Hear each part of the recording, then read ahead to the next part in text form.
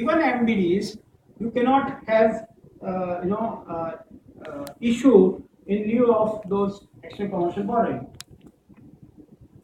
For the financial year 2012-13, an aggregate limit of $1 billion, which is still on offering, because after successive master circulars, they have validated this threshold limit. $1 billion is approximately 7,000 crore rupees, I believe so. Correct me if I'm wrong. Is fixed for ECB under the low cost affordable housing scheme, which includes ECB to be raised by the developer builder and NHB specified housing finance. This limit shall be subject to annual review. All other ECB parameters such as recognized lender, minimum average maturity bond, all-in cost ceiling, restriction on insurance of guarantee, choice of security, parking of ECB proceeds, prepayments, refinance, ECB reporting requirements, and repatriation is also subject to the parameter which is being decided by the nodal agencies.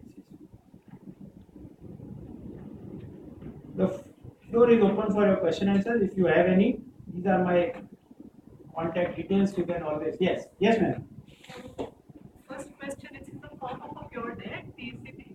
Please come again. Is the ECB in the form of pure debt? It is not a pure debt.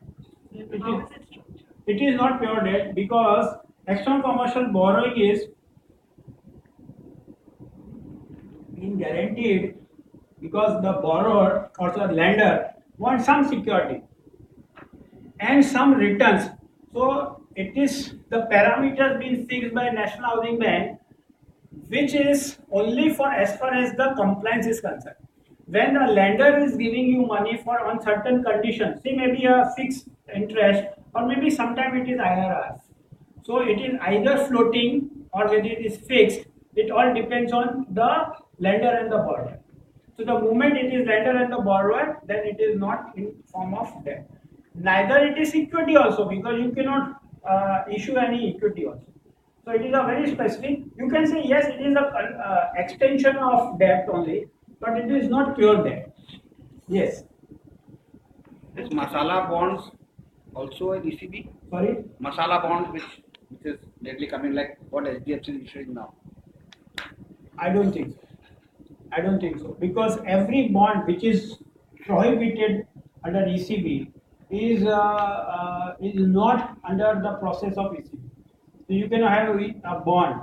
It will be like this, that a foreigner coming in, which the least the government wants it, that the foreign fund should not hold our real estate at any cost. That is why the 100% FDI was only given with some certain conditions. Say maybe a lock-in period, or maybe a threshold limit, or maybe within 6 months you have to bring in the funds, and some repatriation norms also. Now I will cite those sections of FEMA for as far as the repatriation is concerned, where the threshold limit is already being kept by the RBI. That from this much account, whatever funds you have bought in or you have bought a real estate, from that particular account only you can repatriate your fund, or maybe it is a threshold limit of say lakh US dollar. In a financial year you can repatriate now 2 lakh dollars, you can repatriate the fund. Now ECB, though it is a foreign fund, maybe the repatriation norms as far as the FEMA is concerned has been relaxed in successive master circulars.